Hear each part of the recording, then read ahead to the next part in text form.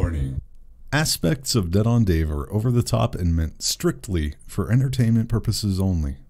Don't take it too seriously and have some fun.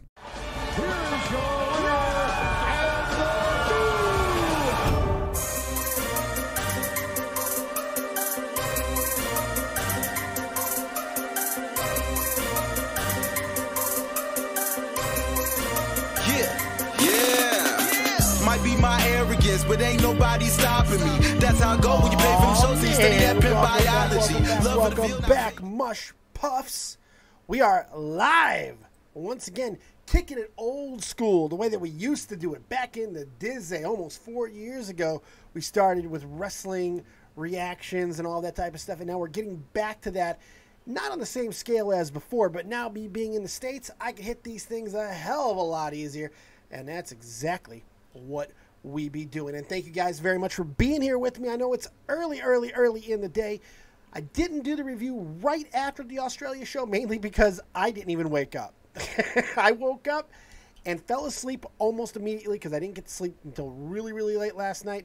Woke up at 4, realized it didn't even start to 5. There was no pre-show, so I just went with it. I just watched as much as I could, fell asleep, then finished the rest of it, like the last half of the show, and then I rewatched it, the beginning of it, while waiting and putting together this show. And I'm glad that you guys are here, and I'm very excited to get into everything. We want your calls, your questions, your hopes, your dreams, your quips, your quotes, your likes, your loves, and so much more on everything that happened at Super Showdown. And a lot did happen.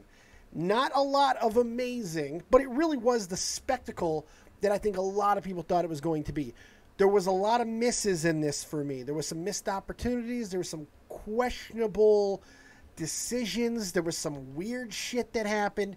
And unfortunately, there was some really bad wrestling at times. And we're going to talk about all of that. But first, I want to say I am overall pretty positive on this pay-per-view. Like 65, 70 percentile range, I feel. Maybe a little bit more.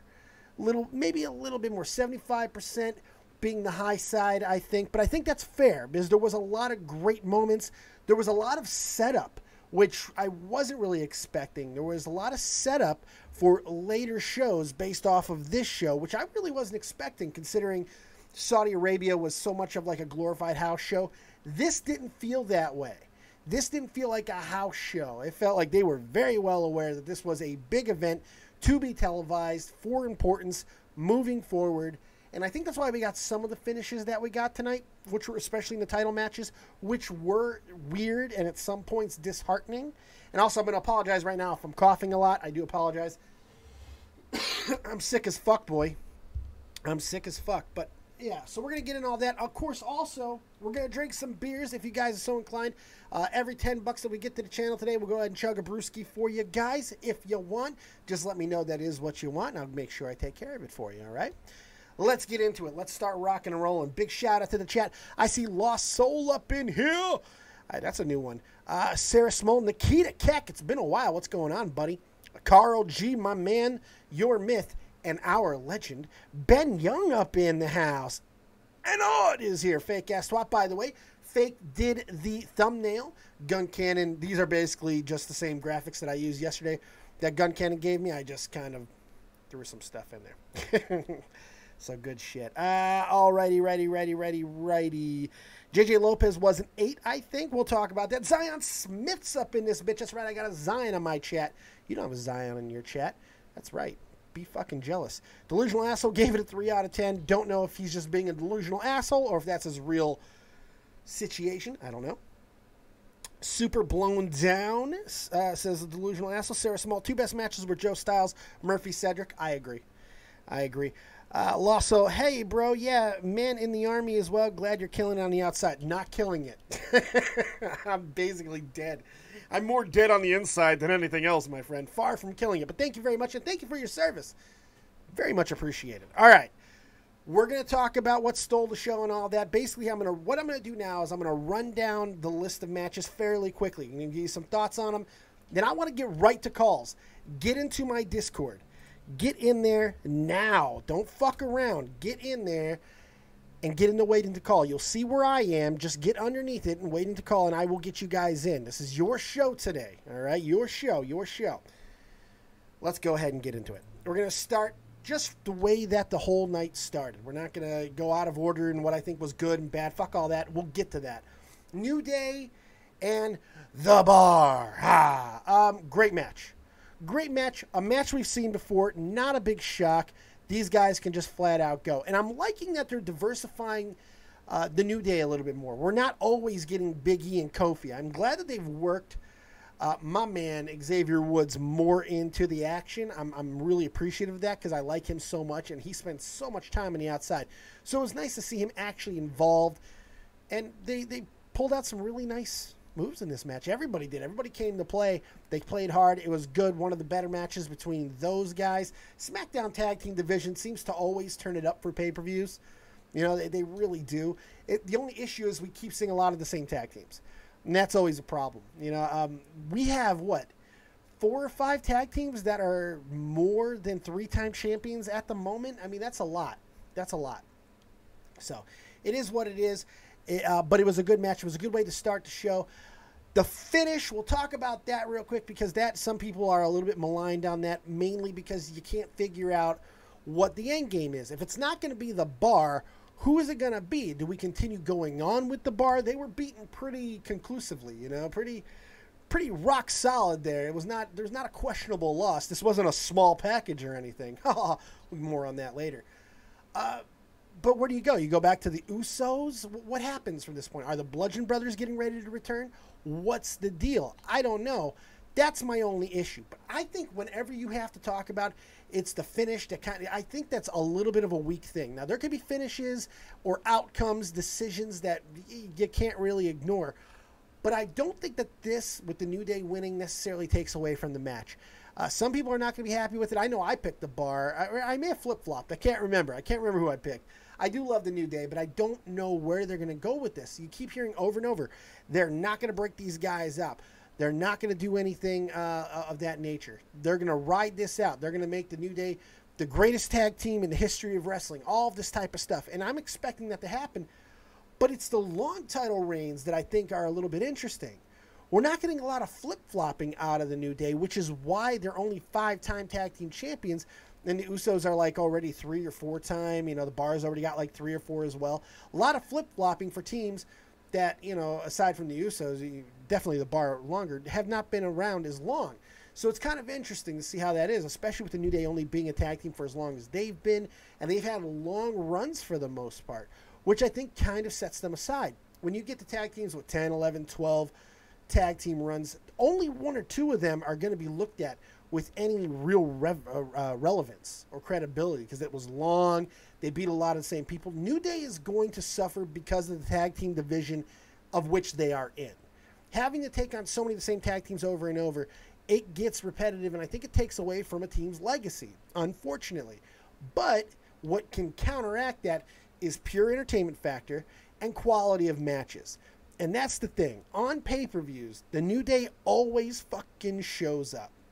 Always shows up, and they put together a really nice match with the Bar. Give the Bar the credit.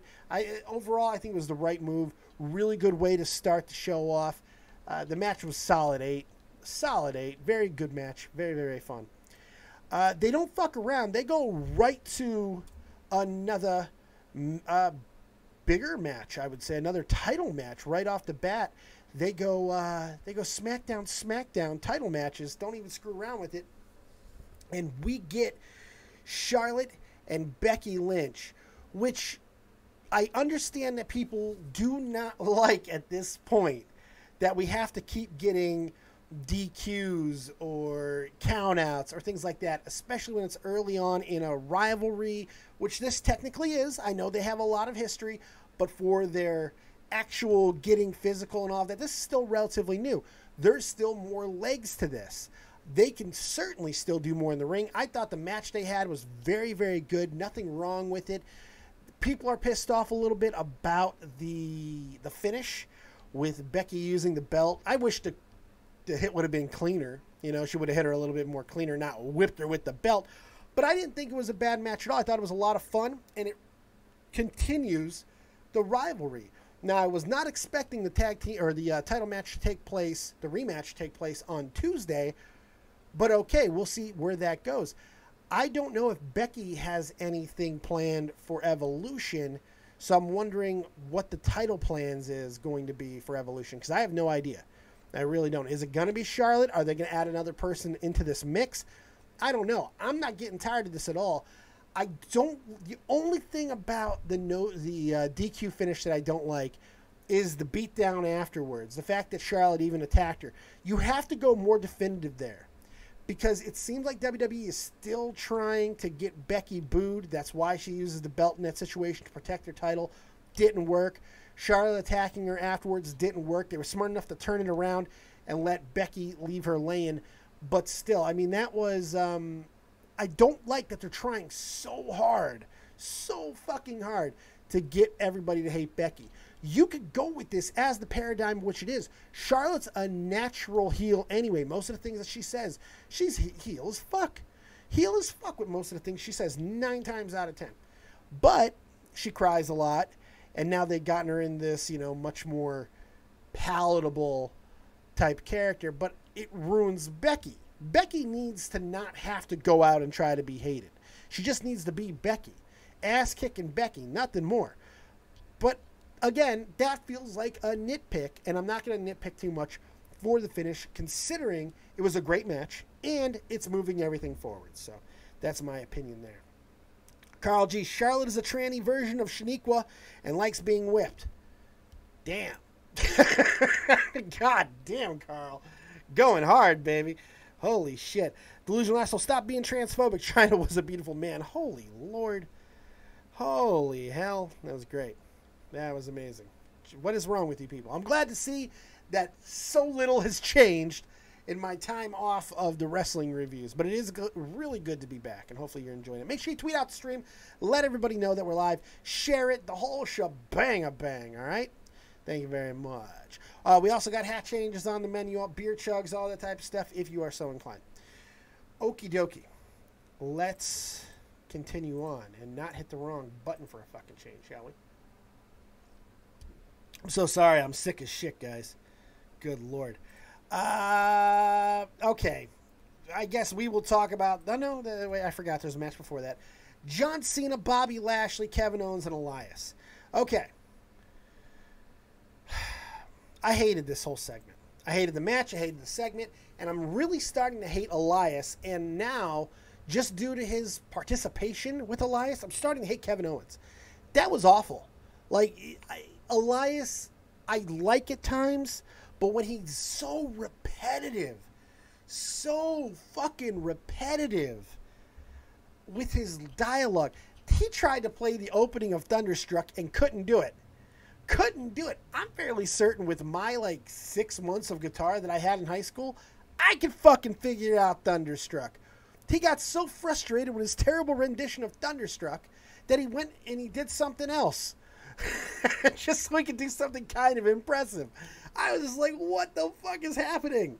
I couldn't believe it. It was so ridiculous. But Kevin Owens didn't really help the situation. I don't think that was a planned cutoff. I don't think it was a planned cutoff, but they cut it off, and out comes Bobby Lashley. And then right after him comes Hulk Hogan. I mean, John Cena. Holy shit. Are we not putting 2 and 2 together here, kids? If you've been watching me a long time, if you've been around since the early days when we were doing wrestling, the one thing I have said is if you look at John Cena and Hulk Hogan's careers side by side, they parallel each other so much, it's almost fucking scary. And now, right around the same age that Hogan realized the same thing, Cena realizes he cannot be as big as he was in his 30s. He has to trim down. He has to tone down. His muscles will look ridiculous like Hogan's were if they don't find something to change his body structure. And they did. Looks like John Cena lost about 40 fucking pounds. Maybe not, 20 pounds of muscle. 20 pounds of muscle, I would say easily. He's thin. He looks just completely shredded and ripped. He looks more athletic than before. He looks really, really good. He also looks incredibly old. He also looked really old. The haircut was not working at all. Bad haircut, baby. Bad. haircut. But hey, I'm not one. That's why I wear hats. I'm not talking about it all that much. But it was interesting. Yeah, John Bradshaw Cena, really, yes, perfect. Yeah, that was quite jarring to see him like that. The only thing worth talking about that really, really, really, really bad match is John Cena like I said he would, John Cena using the 6th move of Doom, that devastating back fist that he hits you with. Absolutely devastating. Not since the leg drop of Hulk Hogan, not since the elbow drop of The Rock have we got such a devastating finisher. I don't know if wrestling can handle that type of power. They're going to have to talk to John Cena and really rein in that back fist, because that thing is going to hurt people. It's so dangerous and devastating, and all of that power and unbridled fury that comes out of John Cena when he delivers that fucking the doomiest of all doomy moves. They have to protect people. This is going to give CTE to motherfuckers. They got to think about long term here.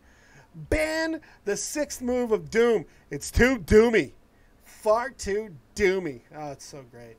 I love it so much. I love it more than I should, because it's such a fuck you. Is it not just the biggest fuck you from John Cena? And did you see the smirk after he won with it too? That goddamn little smile. Ah, it was so amazing. It made my heart just glow. Just glow. It was amazing. It really was incredible. I thought it was very, very funny. I thought it was very, very trolly. I thought it was very, very John Cena-ish. And again, this is a perfect parallel in a lot of ways to Hogan's career. Hogan did take himself more seriously at this age because that's when he was starting to make the transition over. You know, it'd still be a few more years before he did the NWO thing. But I think we're going to have a 2 or 3 year period where we do not see John Cena. So right around 44, 45, John will come back. He'll keep doing these type of shows. He'll do the one-offs. But last night did feel after he grabbed the mic, it kind of felt like a lengthy goodbye. I don't know if he's already been advertised for Crown Jewel. I'd assume he'd be there, but I'm not 100% sure at this point. He's got movie after movie. Whether or not they're good, we'll fucking find out, but they're lining up more and more. His career is starting to take off. And he simply is not going to need to wrestle. And this is why he cut up the way he did, too. I think he's got a more palatable look, and that's what he's going for. Is it going to work? I have no idea. Is it going to go make something as iconic as Mr. Nanny? I don't know. But maybe he will. Mr. Nanny 2, Cena's house. Mr. Nanny 2. Where's the nanny? You can't see him. I could do this all day. I could do this all fucking day. Look, I think as bad as the match was, this is just my opinion. There's still something special about seeing John Cena. There's something there that just is there. It's a special quality. He is on the same level as a lot of the guys that we talk about in history. You don't have to like him, but the reality is there is still something there, and people react to him in a major, major way. And the fact is, a lot of people did not even blink when he used that 6th move of Doom, that devastating back fist. That back fist that would put anybody in this chat to sleep in seconds. We know it to be true. Oh, we know it to be true. Absolutely amazing. All right, we'll move on from that. Worst match of the night by far, even more bad than John Cena, Bobby Lashley versus Elias and Kevin Owens, is the Iconics versus Naomi and Asuka. Short, bad match. What is happening with Asuka? And why are the Iconics so bad? Why are the Iconics so bad? I like Peyton Royce. I like Billie Kay. I really enjoyed them in singles competition down in NXT. But they are fucking awful. Just horrible. The only thing that made that anywhere near palatable is the fact that they were Australian, which honestly is just a fucking happenstance. You know, it was just Yeah. Yeah. I don't get it. I don't get it. I never will. I'll never understand it even a little. But it was what it was. And they got the victory over Naomi and Asuka. That's all I'm going to say about it. Worst match of the night. Worst match. Peyton Royce is engaged to Ty Dillinger? Really? I didn't know that. I didn't know those two were together. Good on him. She is fine as fuck. Good on him. But yeah, Asuka's hair glowed during Naomi's entrance. That was cool. Yeah, that was all right. It was a short wank fest, but that's how I like it. Fair enough, Carl. By the way, let's get those likes up, motherfuckers. Let's hit that like button and get some people knowing that people care. I don't know. Just hit the like button. Make me know that you care, other people. I don't fucking know. All right. I'm going to go ahead and go a little bit out of order here, mainly because I just want to talk about the matches that matter. Ronda Rousey and the Bella Twins versus the Riot Squad. Again, the finish was cool, the double arm bar. The biggest thing I want to talk about that match, the only thing I want to talk about in regards to that match, is Liv Morgan. Liv Morgan is I love that Liv Morgan, if I had to guess, because all the things we've seen from her on Twitter, they were like, maybe, since they didn't make a big deal about it publicly with what Brie did to Liv Morgan, maybe, and I'm giving WWE a little bit credit here, maybe they got all the girls together and they say, look, Liv, if you don't want to be in the ring with Brie, we understand. Well, you guys can just do different matchups so you don't have to be in the same, whatever. Liv was probably like, nah, fuck that. Nah, fuck that. Let me show you. She does not seem to play around. That girl's got some fucking nuts on her. You want to talk about a woman with balls? Liv Morgan is the toughest man in the WWE right now. To be knocked the fuck out the way that she did, and to come back and just be that fearless is incredible. Especially when you have to work with a dumpster fire that is Brie Bella, who honestly, if you go back and watch the match, seemed contrite. She didn't hit Brie mode with any force. She didn't even go all the way back to the other side of the ring ropes like she always does. She barely laid it in. She seemed like she was really trying to be careful. And honestly, it made it look even worse than it typically does out of Brie. Yes, I understand. There's no win here. You're awful, Brie. That's it.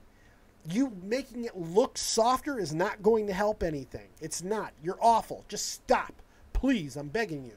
The double arm bar by Rousey was cool, but other than that, it sucked. It sucked. Okay, let's move on to the matches that actually really didn't matter, because everything we talked about so far, even the good, I don't think really, even the New Day tag match, and even Charlotte and Becky, I don't know how much of it compares with the rest of what we saw for the most part, aside from Daniel Bryan and The Miz. And we'll talk about why I actually like that in a moment as well. By the way, guys, make sure you get into my Discord if you want to get some calls in. We are going to take calls. We're going to rock and roll. As soon as I'm done with all of my little notes, you guys can get in and talk about whatever you want on the show. I definitely want you here. Just go ahead and participate.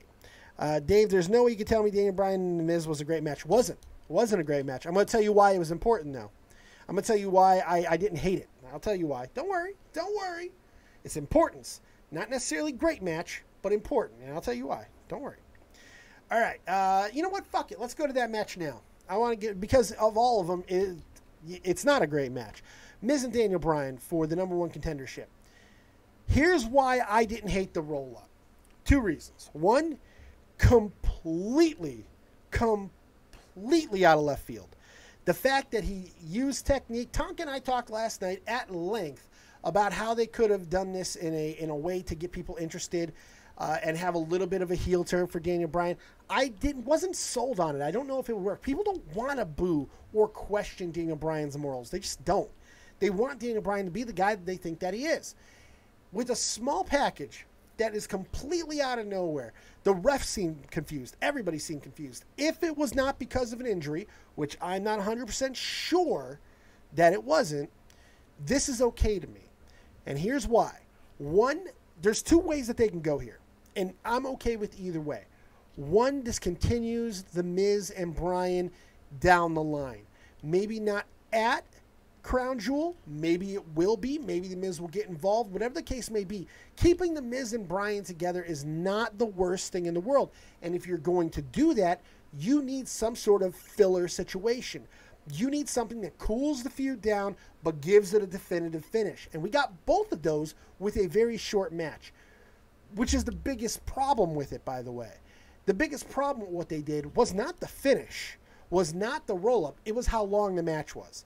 You can't have a 5-6 minute match there. Not with Daniel Bryan and The Miz. That's the biggest issue. That's the biggest problem. If you have the same finish after 10, 15 minutes, then it works. 20 minutes, I think it works even more. You let Daniel Bryan not even get close to hitting any of his major moves or whatever. The Miz is doing a lot of great things. Daniel looks like he might be going for the cheat a couple of times. And then, boom, roll up, finish. It works. But why it wouldn't work is if they were planning to have Miz longer in the feud, the rivalry. And maybe this all is building to the Miz becoming champion, taking the belt off of AJ Styles. I'm becoming more and more convinced of that at this point, that that's where this is going. Daniel Bryan fails to take the belt off of AJ at Crown Jewel, and then at the Royal Rumble, Miz is going to beat AJ Styles for the fucking title. And it's a good possibility that Daniel Bryan will win the Money in the Bank, or excuse me, the Royal Rumble. This seems a little bit crazy to me. This seems a little bit insane. I don't know if it's the smartest way to go, because I personally, I don't want to see those two at WrestleMania. But storyline wise, it still works. It still fits. I don't hate it, and that's why I'll defend the small package. And if you haven't seen Daniel Bryan's promo that he does after the match about excitedly calling himself Mr. Small Package and having the most feared small package in the game, then I don't know what to tell you. Let's see. Fake. They should have gotten rid of the Cena match and gave the time to Daniel Bryan and The Miz. I don't think they wanted to tell that type of story. I think for what they might have planned, a 5-minute match was the way to go. I don't know. We'll see. Always defend the small package. That's right, delusional asshole. It is good to see everybody up in here. Makad, the match positioning was poor. It didn't get enough time. It certainly didn't get enough time, and I agree with you.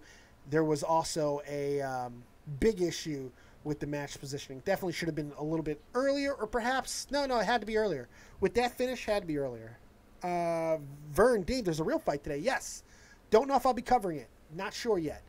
Let me figure all that out as the day goes on, because I feel like garbage. I didn't even want to do this, but I told you guys I was gonna, and I'm here. So I don't know if I'm gonna go to Twitch. If I do cover the MMA, it'll probably be on Twitch, and I'm gonna play Assassin's Creed or something, more than likely. Okay. What's going on, Gremlin Boy, Kev, Bear, all you guys? It's good to see you. House shows are always bloated, and they always have weird shit, so we shouldn't be too surprised. This wasn't a house show, Bear. I disagreed with that. It was certainly not a house show. It was a spectacle, and they loaded it, and that's the thing.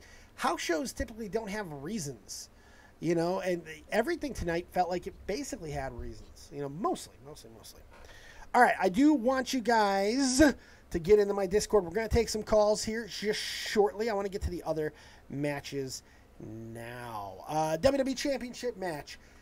We're going to talk 1A and 1B. 1A and 1B, the Cruiserweight title and the WWE Championship match as being the matches of the night, because they were. Beber says this was a glorified house show. No, Saudi Arabia was a glorified house show. This wasn't. I disagree with you. I disagree with you, sir. Nikita, if that is the case, don't you think after the Miz wins it'd make it very predictable? Yeah, but wrestling isn't necessarily bad when it's predictable. It's the execution. Wrestling should be predictable, by the way, unless you're 16, 17, 18 years old and you haven't been watching wrestling. I'm 35 years old. There's very little I don't predict in wrestling. Most people do. It's really like you get mad no matter what. People get pissed off. Oh, God damn it, why don't they do anything new? The second they do something new, God damn it, why do they have to do something so crazy? There's no win. Wrestling is formulaic. And by the way, when it's formulaic, even in the Attitude Era, which there was a lot of formula there that people always tend to fucking forget about because they found a new way to tell good guy versus bad guy. They just found a different way to do it. But it still was there. Even when it's predictable, it's not bad if the execution is good. So Bret Hart, the most the most predictable wrestler in the history of the fucking sport. Nobody is more predictable than Bret Hart. His matches were so... You could have set your fucking clock to it. It was like a metronome. It was like watching a metronome. And he's celebrated as one of the greatest, if not the greatest, in-ring technician of all time. Why? Because of how well he executed the basics constantly. Bret Hart looked like he was always throwing an actual punch. There was no... Everything he did looked real and looked believable. So it didn't matter how predictable it was. And that I take that for all wrestling. Doesn't matter how predictable something that we know is fake and that we know is predetermined is, because we already know those things. It depends on how you execute. And that's why... Fuck, man. Let's start with Cruiserweight Championship. That was probably the most predictable outcome of the night. Yes, typically we know, especially, even more so when the wrestler is a face. They ain't winning titles in their hometown all too often. And the fact that we had 2 hometown folks win matches tonight is kind of insane. The fact that we got Buddy Murphy to actually win the Cruiserweight Championship in a dramatic and explosive way in front of his hometown, wearing the fucking flag and everything, is incredible. It's more likely when it's a fucking heel than it is a face. This was great. This match was fantastic. I mean, honestly, this was, to me, it was really match of the night. It was number 1, but there is a 1A right behind it. This was match of the night. Fast-paced, fun. Buddy Murphy absolutely has me convinced he's a star. He seems to have everything going for him. He could talk a little bit. He's an incredible performer. He's got a great look. And anytime they want to give him a little extra juice, that's right. He's got his dick, however many inches he is. I got a feeling he's probably swinging a little bit. 6, 7, 8 inches deep into Alexa Bliss at any given fucking night. There are very few people who are winning more in life than Buddy Murphy right now. Holy hell. Great match. Fun ending. Very unpredictable ending with multiple false finishes. And in this case, I'm really okay with the false finishes in this match. I thought they did a really good job of highlighting everything by having those false finishes. Even kicking out of the big moves by Cedric Alexander. Didn't think it hurt anything. I think that Cedric has been elevated. And Cedric, more importantly, did something that champions simply don't do anymore. Does anyone even know what a champion's duty really is? A champion's first job is to elevate whoever he's working with just by association. That's what champions are supposed to do. Champions aren't supposed to just be amazing champions and hold the belt forever and blah, blah, blah, blah. No, they're there to make their opponents better, seem like they're actual threats to the fucking crown.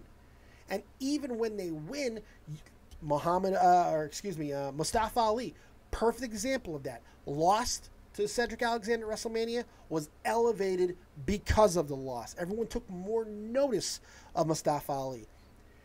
This is the case where a guy has had matches with Cedric in the past on television, on 205 Live. He's looked amazing. He's had that elevation. Cedric's already given him the rub, and now he's come in and he's taken his fucking title, baby. He's taken that title, and he's done it in tremendous fashion. And now Cedric is kind of free to go about a couple of different ways. He can get a little bit of a cooler. He just had a very long title reign. He can have a little bit of a cooler. He can go back into, proving himself. Maybe this is a way to finally elevate Hideo Itami. There's a lot that they could do here with Cedric Alexander. But you finish the rivalry first with Buddy Murphy because it's not over yet. We'll see them a couple more times, which I'm more than okay with. And you have somebody in Buddy who can carry that 205 division. He can do it. And he can give great matches to all these guys who have yet to have a real big moment. And that's the most important thing about that match was to me. They had a big-ass moment there. They did. That was a great moment. It's one of the things that people are going to remember from this card and talk about. And that's something you cannot say all the time when it comes to 205 Live. So I think that's pretty fair. Let's go to match of the night 1A, shall we? The WWE Championship match. No DQ, no countouts. AJ Styles and Samoa Joe. I was flat out wrong here. I really did think it was going to be time for Joe to win. I did not expect them to have a definitive ending like that. I understand there was no DQ, no countout, but we just came off the Hell in a Cell where a dude just coming in and beating people up a little bit caused the match to get thrown out in Hell in a Cell. Insane. This, I don't know. It was physical. I don't know if it was their best match. It was damn close to their best matches in WWE. But to have Joe lose like that, I think for some people will take away. The ref is right there. And Liam, I'm stealing this from Liam, Ace Trainer Liam. He probably should have put his hands on the referee, threw the referee into Daniel Bryan. I do love that Ace Trainer Liam got responded to by the actual referee that officiated the fucking match, which is hilarious. Couldn't tell you the guy's name to save my life right now, but that was fucking funny. That was fucking funny.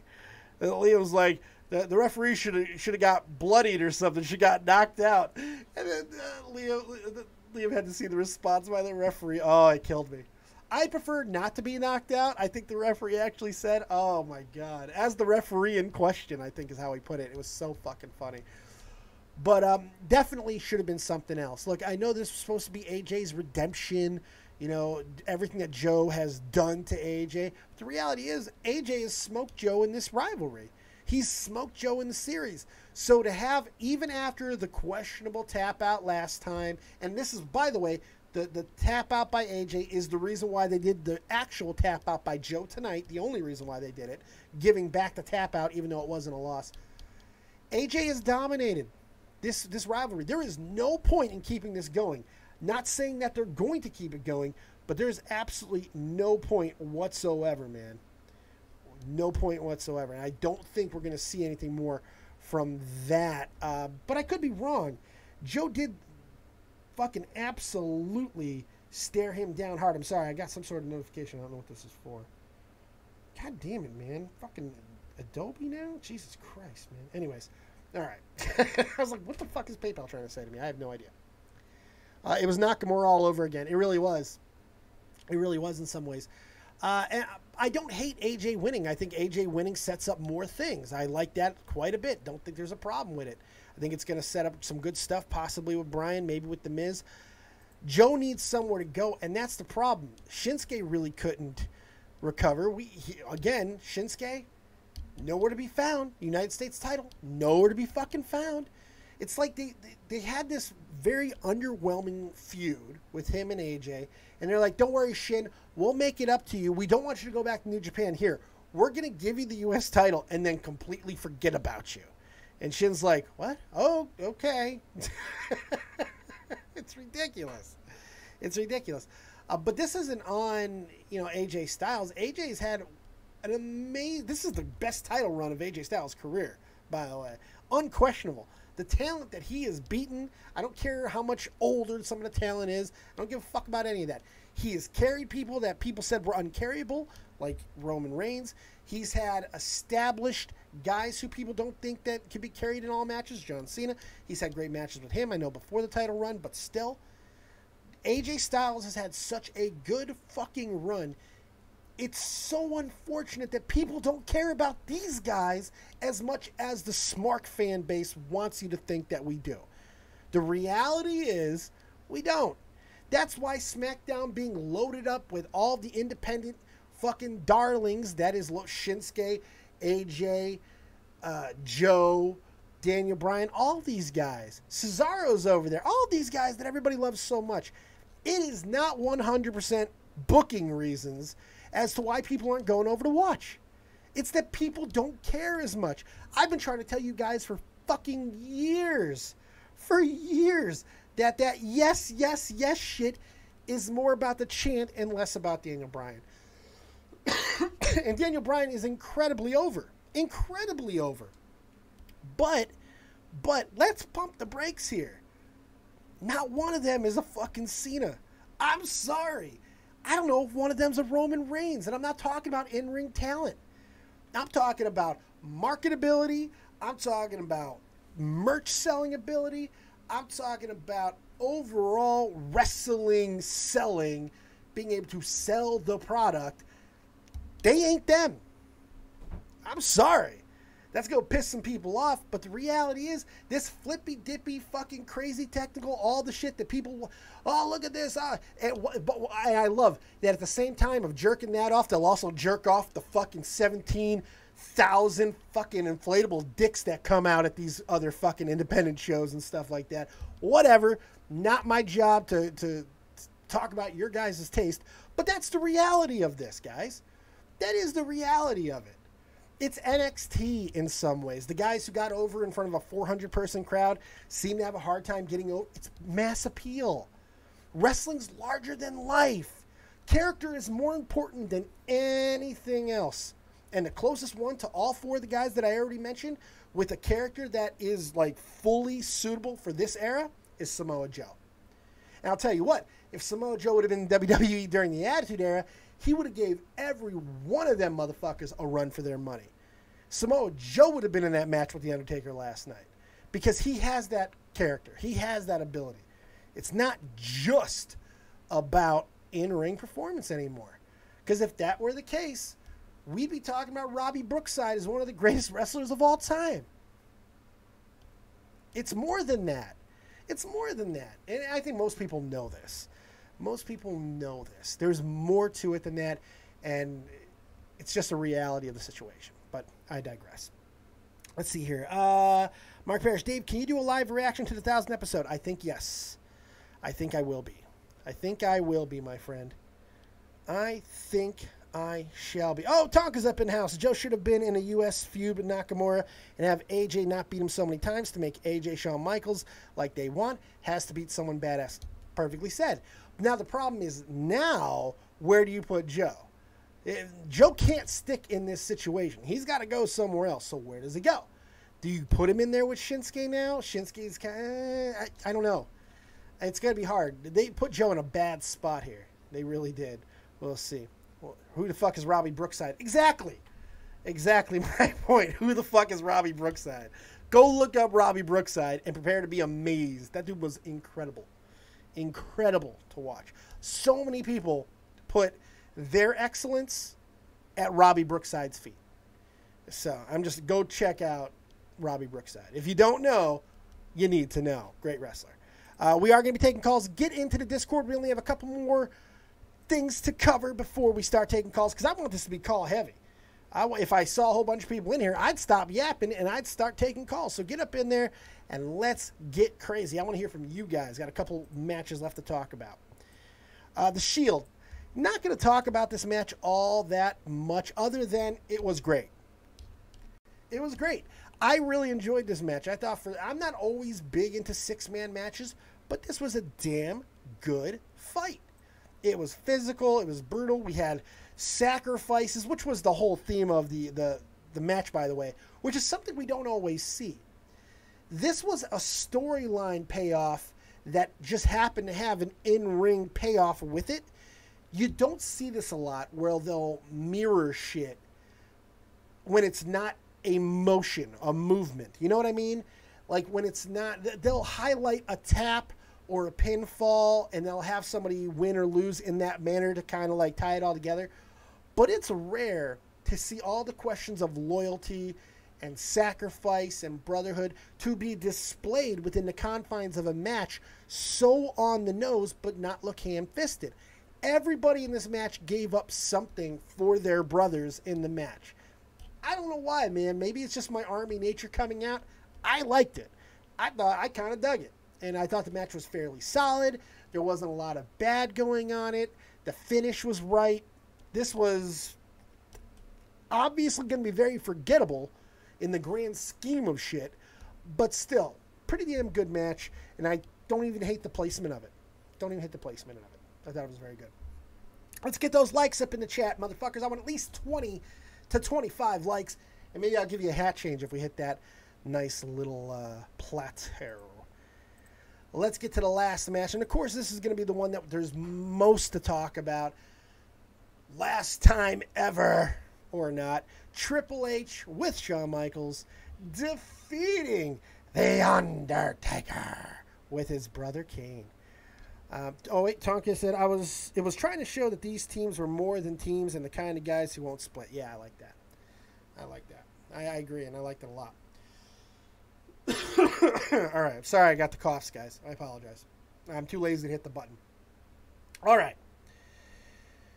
This one, God, it wasn't a good match. Let's just go there. Let's just get that out of the fucking way. The first 5 minutes of the match was perfectly fine. Then the Undertaker's body went to liquid shit in front of all of us. In front of all of us. What a struggle to watch the Undertaker move around at times in that match. But then he would wake up and he would do something else that you'd be like, oh, wow, okay, he is still there. Going out through the crowd, awful idea. That shit took them so long to get through the crowd. This did not need to be a no disqualification match. They simply can't do it.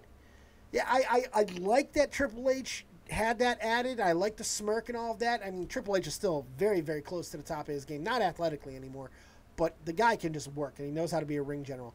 And the Undertaker still knows he's competent enough to be able to do certain things. But I'm convinced we ain't getting Shawn Michaels and the Undertaker now. That ain't happening. I don't know where Shawn is going to go because I do not believe his tag team match that obviously is going to happen at Crown Jewel now. They really laid the seed for that. I'm not convinced that that's going to lead to another singles match unless it's with Triple H. And I don't know if that's even a good idea at this point. It's just, this was tough because I still like the match. I still like the storytelling, especially towards the end. They told a story. And I liked it because they knew, they had to have known with the length of that match that not everything was working. It was obvious. There were issues. But they kept going, man. It became about pride. It became about ego. And not just in the story. You could tell they really tried towards the end of that match to deliver something. Some things did not work. The back body drop onto the railing is a perfect example. Undertaker couldn't lift him. Couldn't do it. Could not back body drop him. Did not work. But then the table spot. Then the Undertaker teasing like he was going to jump over the top fucking rope. All of those crazy-ass things that they did to make you still have those moments of awe. Those moments of wonderment. That was cool. The finish was also really neat. Basically the way that it needed to go. Shawn Michaels with the assist. The very DX finish. The super kick into the pedigree. I enjoyed that. Cannot defend the match. It was sloppy. But it was such a good story, and it brought those feelings out in me that I had as a kid, you know, watching these guys in their prime. It brought it out of me. Yes, I'm going to give you the nostalgia fucking excuse. I don't care. That's all I got there. Because we can't say much else other than how bad the quality was. If you want to talk in those binary fucking terms, sure. That was hard to watch at times. But the crowd was respectful, man. The crowd was giving it very, very generous. This is awesome chance. They got into it. They didn't let the match die, you know, and I like that. It wasn't like at WrestleMania where 2 seconds into the match the crowd starts booing Roman Reigns and Brock Lesnar. There was reverence. There was respect shown by this Australia. You know how hard it is for a 70,000 person audience to be respectful when they're watching 4 50-year-olds break every bone in their bodies trying to entertain? That was something cool, man. It was something cool that we don't always get to see. It was just a really good experience, I feel. And the ending really hit it home for me. I love that Taker and King. Now, they could have done the respectful thing and be like, all right, we're taking this home. But a tag team match with all 4 of these guys, I think could work and possibly should have been what this match was. But now they know. maybe Triple H and Taker really did feel that they can go out one more time and recapture the youth because they had the time to do it. And if WWE gave them the time to do it, that means they politic their ass off to let them know that they could do it. They couldn't, but they tried. They certainly tried. The ending was cool. The ending was cool. Seeing Taker and Kane turn on DX, it was cool. It was cool. I liked it. Didn't hate it. So, it was good shit. So overall, like I said, this feels like a 75% type show. 7.5 out of 10, however you want to call it. That's where I am. I think you could talk. I have a range, like I typically do, anywhere between a 6 to a 7.5. Did not feel it was a bad night. Certainly was not an epic show by any stretch of the imagination, but it was a spectacle. And I think it did what it was supposed to be. I don't agree that it was just a glorified house show. You could say that basically about a lot of WWE pay-per-views that I think get a way worse book than tonight was. Tonight was definitely canon. Tonight definitely had continuous storylines. They sacrificed matches in the throughout the night to further stories, which is something that we don't always get. So I thought it was a very well done thing. I didn't hate it at all. I thought it was a lot of fun. I enjoyed it. And that's all I got. So we're going to go ahead and take some calls, get into Discord right now, or I'm going to get out of here and take my ass to sleep. We're also going to go ahead and chug some beers. If you guys want $10 to the channel, from this point forward, we'll chug beers for you. Hat changes, the whole shebang-a-bang. You let me know what you want, and we'll take care of you. Description box below is the link in case you want to support what we do here. All right? We got somebody up waiting to call. Let's bring in the Blood God. Once again, you guys saw Tonka last night with us with the prediction show. He's back to give us his opinion on the actual pay-per-view. What's going on, Tonka? Thanks for joining. So, it was all right. I had to catch one of the matches getting replayed. It was the one of the girls who I had still not seen go against each other, actually. I was about to do it again and still not see them wrestling. You're just going to miss it completely. I fucking wish I had. Which one? Which one did you not like? The Iconics are not good. They are not good. They're not good. So bad. Painfully They're bad. So bad. So bad, dude. I didn't. This is one. I haven't seen Naomi work a lot either, but I think she's better than I thought she was. I guess I like how she moved. Yeah, she's got a different kind of move to her and everything. Incredibly athletic, just always out of control. I feel. Yeah. I was told by somebody she was apparently a dancer before she became a wrestler. So great body control on her, and that's she sticks to that, and that's what she does, and it's great. The fucking Iconics are so fucking bad, Dave. I didn't know they were that bad. No, they're bad in every possible way except looks. I love looking at them. So, one of them for some reason this week looks like Marilyn Manson. Mm-hmm. That was weird. I was like, why your face looks so puffy? It's so much like that Marilyn Manson guy. That's weird. Like the other girl, the girl that I like and think's cute, yeah, she was still looking cute. But her friend. Yeah, I know. Her friend definitely looked like she got stung by a bee or something. I don't know. But do you know Ty Dillinger is dicking down, what's her name, the one you like? Really? Yeah, I couldn't believe that either. Perfect 10, lad. Yeah, he nailed it on that one. Yeah. Whew. Peyton Royce, yeah, he nailed it on that. This is one thing I'll throw the guys now, that guys like Greg Valentine and Ted DiBiase, if you ever listen to stories about him, definitely didn't have. They have a nice roster of women to pick from to where they don't have to, I don't know, have you ever heard the stories about Ted DiBiase bringing home the fucking 3 out of 10s? Oh, yes. The 2 out of 10s, and everybody's like, you're the $1 million man. Right. You can't be seen with that. What are you doing? Yeah, the guys now, they've got their, they got some decent pickings. Well, let's be fair. You picked Greg the Hammer Valentine and the $1 Million Man Ted DiBiase as examples. Not exactly the most attractive. Greg is not a handsome fella, but you would think those belts would have got him something. But hey, Ted was an all right looking guy. He's okay. A handsome fella. He should have done all right. He looked like a werewolf, man. You always look like fucking did. He was supposed to be in like Teen Wolf 3 or something. It was fucked up. My grandfather used to say that all the time about it. He would say, "Oh, fucking werewolf." He does, man. I'm all about hairiness. I love hairiness. Kurt Russell and his amazing head of hair that's life for me. It was a little too much with Ted. I don't know why. Yeah, it's something about that. You're right. My grandfather saw it, and I didn't see it when I was younger. But the older I got, I said he does look like a fucking werewolf. A werewolf that had a manservant.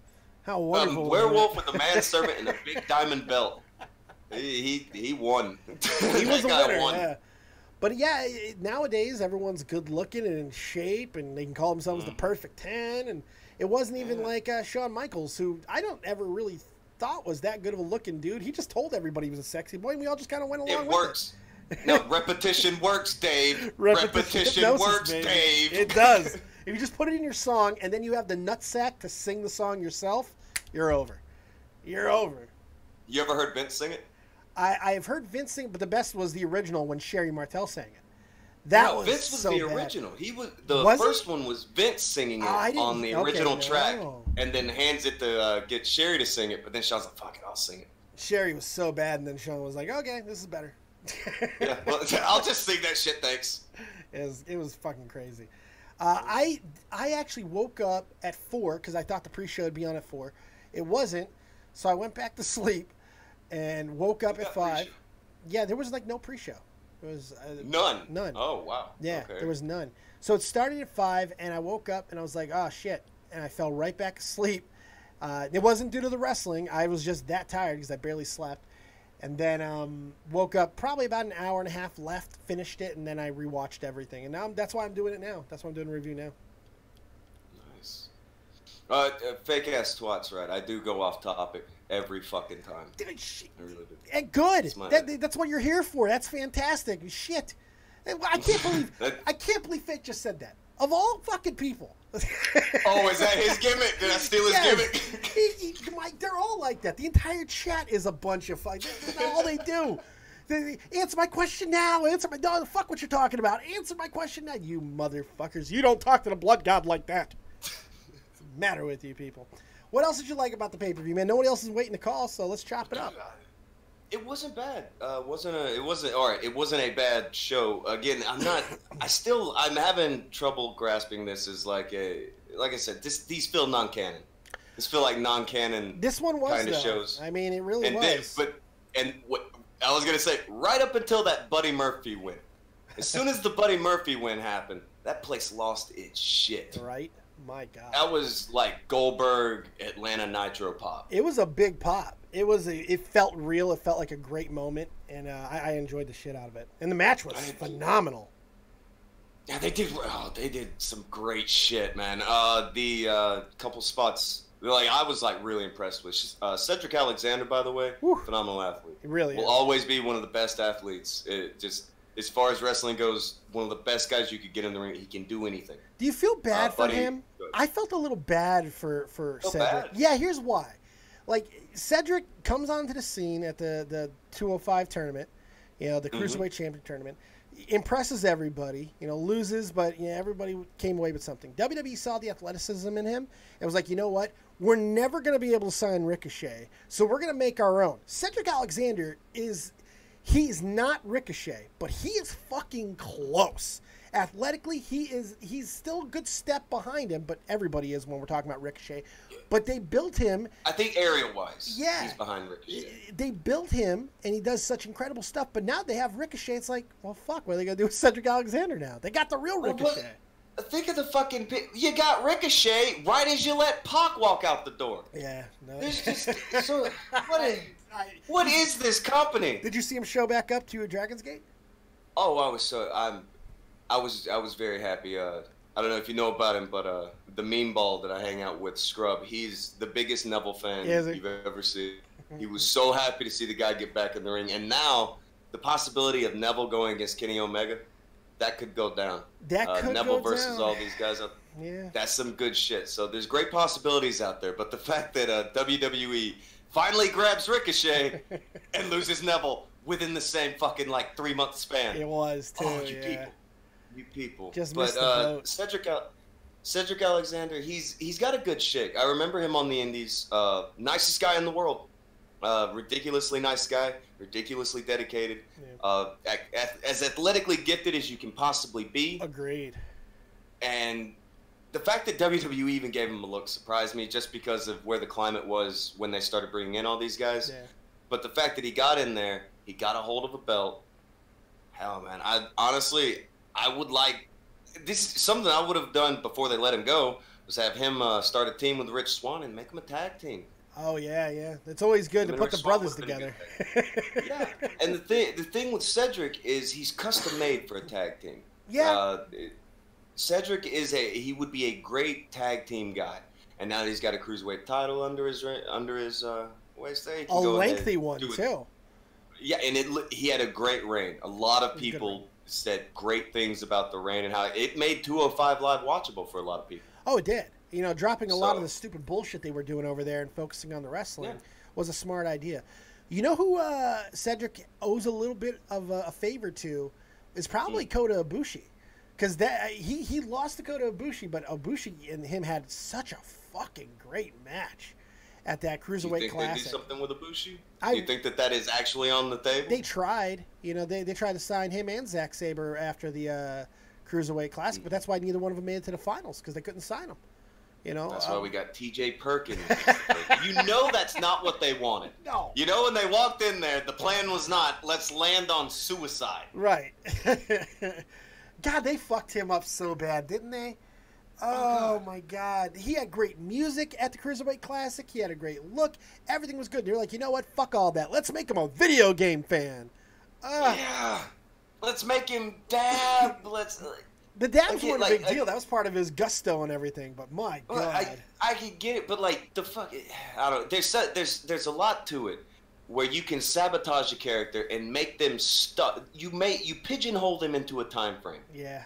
Scotty 2 Hottie and Grandmaster Sexay, great act, could be great, but they're not gonna get out of that time frame. They are good then. Yeah. That's the thing with TJ. They made him good in 2015. Yeah, we're certainly not getting a Too Cool fucking reunion now. Too soon? Too soon? Too soon? No, not quite too soon. I actually knew the guy who he had got arrested with, that Terry Teague guy. Oh, really? Can't believe that guy's still walking around trying to book wrestling shows, saying that he has Cassius Ohno on his card. With Cassius Ohno tweeting at him, "I'm not on your fucking card," and then he tells everybody that Cassius Ohno's lying. So this is the guy that's Grandmaster Sexay there, Brian Christopher. He got arrested with them? Because I know they're still investigating that. There might have been shenanigans. I have no fucking idea. It is kind of weird. All kinds of fuckery afoot there. They left Brian in there because, you know, maybe this could be your come to God moment. Get yourself together and all that. So they left him in. I don't think that they understood what a position that was, and it ends up backfiring. And now we got the tragic deal with Brian. The shitty story with Terry Teague is that he's the one who's doing all this shit that gets everybody pissed off and in trouble. And it's always been that way with Terry Teague in the South. He's that guy. Yep. If you look up a video, just look up Terry Teague on YouTube, you will quickly find out this guy's trash. Oh, God. He's scumbag extraordinaire, yeah. Yeah, just a piece of shit. Brian Christopher ends up getting into a fist fight with Chase Owens. Or not Chase Owens, my bad. Sorry, Chase Owens, good boy. It's Chase Stevens. He used to be a natural. Yeah. And, yeah.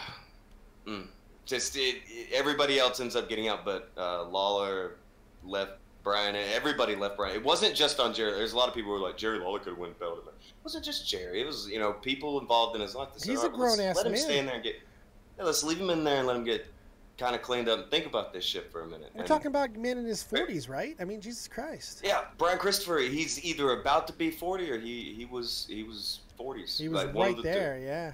Yeah. It's he's a grown man, and a lot of people cared about the guy. A lot of people loved the guy. That isn't the thing. It's they didn't understand how bad of a spot he had gotten into, I guess. Rikishi owes his fucking Hall of Fame induction to those guys. Because without Too Cool, Rikishi ain't getting in. Hey, to tell you. Without Too Cool, Rikishi wasn't getting over. I'm not even lying. He wouldn't have got over. Was not getting over. Too Cool got his ass over. Yeah. One of the best They tried to spots bring him of in all and time. kind of... Well, if you remember, they like half-assed did a Yokozuna gimmick when he first showed up. It was like a half-assed Yokozuna, and that's what they were going to fucking run with. Yep. So yeah, Too Cool got Rikishi into the Hall of Fame. They got him over. I'm glad they did. Me too. Because if you look at Rikishi, he was changing gimmicks every fucking 2-3 years before that. He ain't changed gimmicks in over a decade, and there's a reason why. I didn't have to. Finally found it's been about 2 decades. Yeah, it was a good long run there. Yeah, it was crazy. All right, let me get your thoughts real quick. Not real quick. Take your time. Let me get your thoughts on the main event. I mean, anything else that you want to hit before the main event? But that I want to know what you thought about how they handled everything with Shawn, Triple H, Undertaker, and Kane, because it was quite. How they handled everything, that's one deal. All right, how they handled it, good. I think they handled it well. Yeah, it was about as well as they could have. How did they perform? There's your other question, right? That's the question. Yeah, about that. They went hard. Got to give them credit there. They like, this was not supposed to be a 5-minute match. They seemed to want to go lengthy. Undertaker just, what happened, man? Was it just age that really came? What happened? Uh-oh, I lost you. Oh, there you are. Lost you for a second, Tonka. You still there? Yeah. Tonka. There we go. Am I working? Now you are. Is it coming through? Yeah, you're good now. Oh, where did it... You're still cutting out. Basically at the beginning. Well, shit. Yeah. All right. All right, give me a second. You're good now. All right, what happened? 53-year-old man happened. Yeah. A 53-year-old man who played basketball in his youth. Like, that's what he had always done. Yep. He'd always played basketball. And then he started being a pro wrestler. And if there are two things that are going to do some hell on the knees, especially with the giant leaps the Taker takes, it's that. And just over time, your body's, it's gonna. And there comes a time in every guy's run, just not even as just wrestling, not even just, sports. There comes a time when you realize that your body can't do what it could do 15 minutes ago. Right. And that's just the reality of the situation. And they seem to have gotten up for it. Yeah, they got up for it. They were like, you know what, we're going to go all over the crowd. We're going to take it inside of the ring. I think that he was actually intending at one point to maybe do that dive that he teased. Obviously, he wasn't at that point because he was barely able to fucking walk. But I think there was a point in time where they were thinking about it. I don't know how that would have worked out. Well, it was. It might have been one of the spots where, like, him jump out, like Undertaker in the ring, Kane holding Shawn Michaels and Triple H, and then Undertaker jumps and dives over whenever they low blowed Kane. Remember that? Maybe that was the plan. I don't know. Maybe. But when I look at the match, how much did it take away from you? Yeah. Well, I looked at it. They were trying to do the first WrestleMania match they had. It looked like they were trying to do the American Badass versus the Game from, like, WrestleMania in 2000. Yeah, one of the early ones. Yeah. Yeah, that's the match that it looked like they were trying to emulate. That shit ain't happening. No. That's not happening. I hate that that's not happening. I like them. Again, like, a lot of people have a lot of hate for Triple H. I don't. I probably dislike The Undertaker more than most people do. I'm with you there. I've never been a big Undertaker guy. People like to pretend he's a lot better than he is for some reason, and they're allowed to do it, and that's okay. I'll play along. For as big as he is, I'm going to give him all the credit in the world for the career that he's had with the gimmick that he has, the athleticism, all of that shit. It's all there. But yeah, he's not the greatest of all. He's not even the greatest big man of all time. Thank you for the subscription there, Ollie. Andre's the greatest big man of all time, and it's not even fucking anywhere close. Andre is the best selling, and when I say money wise selling guy of all time. When I think of who do I think is the best quote unquote big man of all time? Height wise, Scott Hall. Scott. I mean, like. Well, it depends. Where do you start big man? It depends on when you click big man. I think it's got to be if big man's 6'7", then over 500 pounds, or call it Kevin Nash height, 6'10" ish. Kevin Nash, Kane, Taker. Those are I'll put hybrids in there. Guys who's not quite 500 pounds, like 300 pounders like Bam Bam Bigelow. I consider him a big man. I consider Vader a big man. Vader, you can make an argument is the greatest big man to ever wrestle. You can make a very good argument for him. Yokozuna fits in the category. You know, Bam Bam is the one that over all the names, that's the one I'll never forget what Bam Bam Bigelow looked like, what he wrestled like, Right. and every time he got in there, he showed me something I didn't expect from him. So I might go Bam Bam wrestling wise, but like you said, best selling money wise, which is what fucking counts. It's Andre. It's Andre. It's Andre, and if you want to throw Kevin Nash in there, I think you could throw him in there, especially athletically early on. He was incredibly good. People like to pretend that he was a terrible. Oh, Kevin Nash was the worst drawing champion of all time. Are you sure? That whole era was bad. Well, people say it. Think about it for a second. This might. I know you're a Shawn Michaels fan, but Yeah. call me crazy. But wasn't it Shawn Michaels on top when the fucking company almost went out of business? Yeah, he was.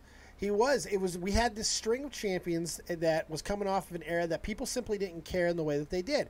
It was, you know, it was Kevin Nash, Bret Hart, Shawn Michaels, all part of that.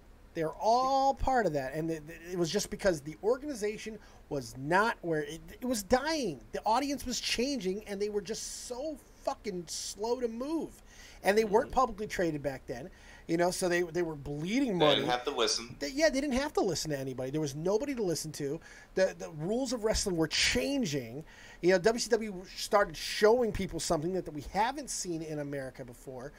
The audience was ready for it. Here's the thing. All right, again, they were showing you something you hadn't seen before, but it was simple. Right. They just took all of your good guys that you loved, made them bad guys. Yeah. The invasion type stuff, all the things of that nature. It wasn't just that they were bad guys. People forget Hogan started his career as a fucking heel. You know, people forget those type of. Everybody eventually goes heel. Terry Golden and Eddie Golden down in look at Alabama, you! Oh Florida. shit! That's what I'm talking about. Listen to the deep pull from fucking Taco.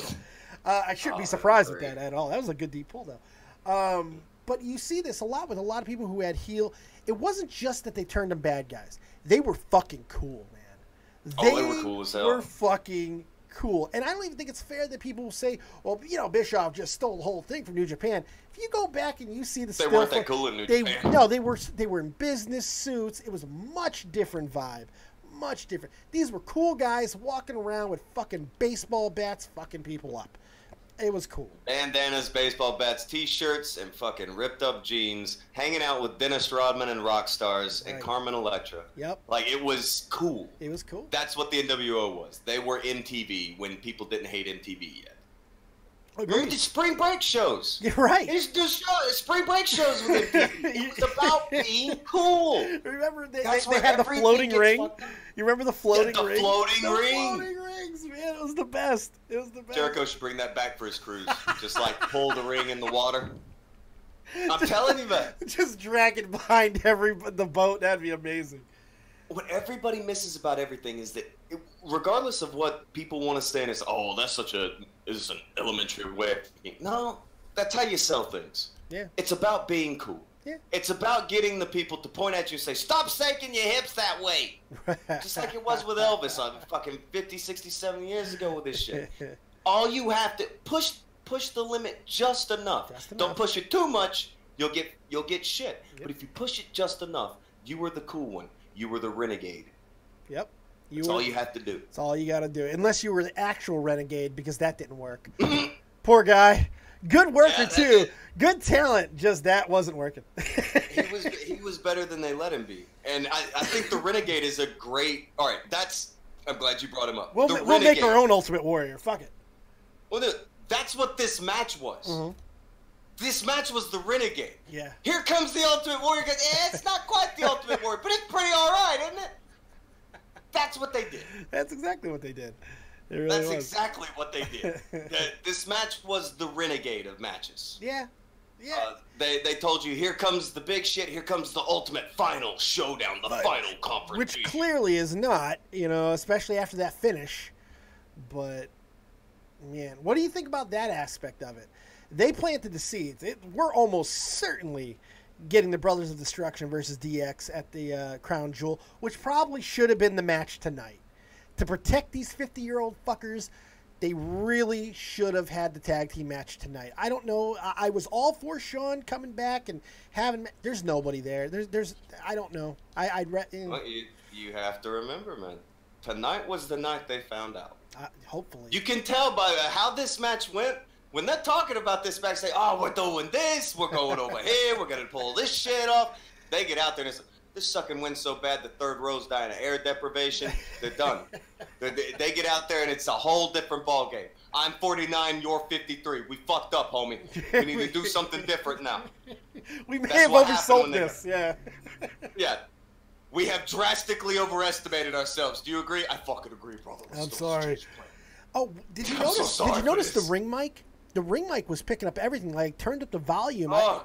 It was really... Fucking Undertaker talking to him after the Hell's Gate thing. He's like, are you almost ready? I can't believe he's almost ready. That means I'm ready 10 minutes ago, right, by the way. In wrestler language, that's what that means. That means I'm ready a long time ago. Can we stop? Help me out, bud. Help me out. Yeah. We're done now, right? The choking with the handle was kind of cool out of the Devil's Gate, the Hell's Gate, whatever. I thought that was pretty cool. That was a nice thing. I was worried he was just gonna like try to hit him, and that's kind of a bleh. But like him sitting there choking him while he's choking him with that, I honestly would have liked that for the finish. I know some people wouldn't have. Yeah. But as the finish, them sitting there and just which one's gonna be able to hold out longer than the other one. Yeah. Just like a true test of who will last longer in their final confrontation. Just see them both fade. True final. Yeah. Yeah, to see which one goes first. They were both in a bad spot. They'd both taken each other's deals at that point. Yeah. They're both being choked until the other one can't take it. It's like that scene in the movie when the hero's choking the guy with his hands, bad guy's choking him, and it's just whichever one's grip loosens first. Exactly. Decent that would have been a good way to go. But then they wouldn't have been able to do the things that they did, you know, which I don't know how I feel about it. I like that Sean got involved. I like that he was directly involved in the finish and then the turn afterwards, you know, show respect and then fuck you. They looked perfectly fine then, by the way. Taker and Kane looked like they came alive for that little spot. But I don't know. The tag team match is going to be a harder sell now. Because now we all know what to expect. It's going to be a little bit more difficult. But I'm hoping because it's the tag team match, everybody's going to be able to be protected. Maybe Kane can go a little bit longer. Sean can go a little bit longer. I'm sure Triple H is fine. But how much can you do when you have a 6'9", 6'10" fucking Undertaker, 300 pounds that just goes goddamn dead weight on you? Yeah, you can't. There's nothing you can do about that. You're in a tough spot. It's a bad spot. It's a bad spot. It really is. Just such a bad spot to go in. That's the problem with this type. This should have been the end. Just end it here. But that's the problem. You know they're already selling that shit, dude. Yeah. Oh, they have to. They have. Apparently, that was a request of the Saudi Kingdom ship. They personally requested that particular match. They requested Sean at the last event, and Sean told them to go fuck. They really wanted him at this one. They're getting him. I hear they've also been pushing hard for guys like Hogan, guys like The Rocks. They reached out to Stone Cold. Stone Cold told him to go fuck as well. So yeah, that was there was so much news. Stone Cold gonna be the ref. That was some random douchebag. Yeah. Photoshopped that and threw it in there. Yep. That was just a random Photoshop some guy threw, and people just ran with it. Well, that's what the wrestling media does. They just throw shit at the wall and see what they can get people to believe. So that's the problem. The wrestling media used to be Bill Apter, Dave Meltzer, Wade Keller, maybe 2 or 3 other cats, and then that one dickhead up in New York who really hated wrestling. That was the entire wrestling media. It was. Now everybody's the wrestling media. It's like, no, I got the scoop. What's the scoop? This Photoshop I was sent. Oh, fuck off. But that's what it's become now. I don't even think Meltzer has actual sources anymore. I think don't need sources when you're Dave Meltzer. You don't need sources. What has Dave Meltzer ever concrete predicted, Dave? Not a whole hell of a lot.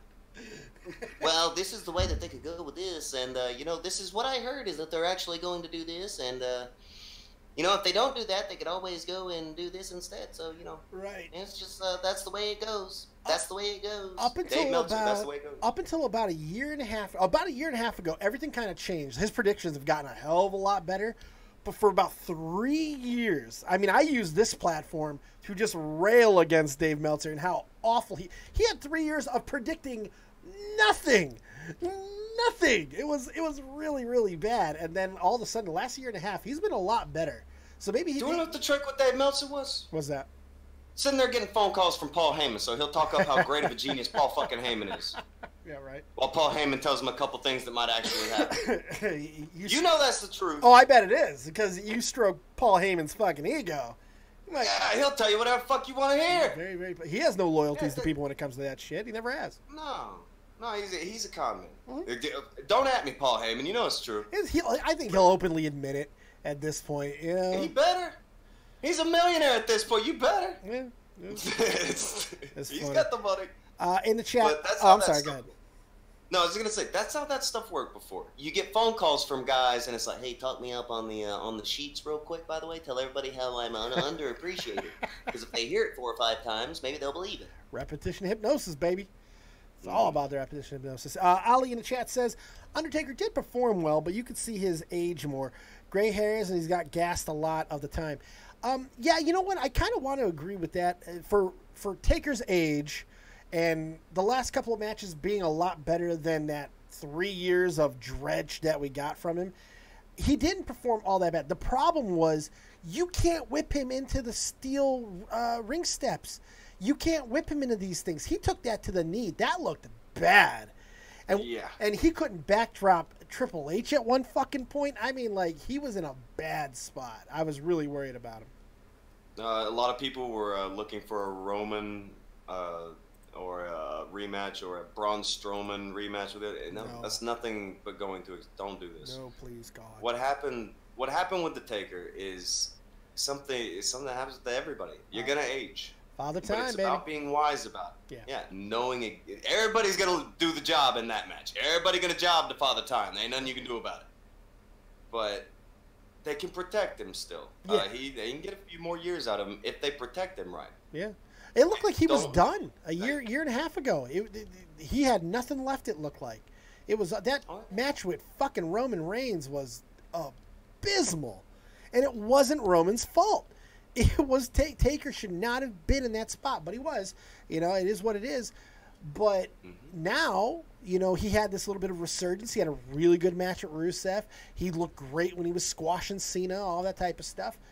But now we're starting to see it again. Now that he's worked a couple more matches, he's been on the road a little bit more.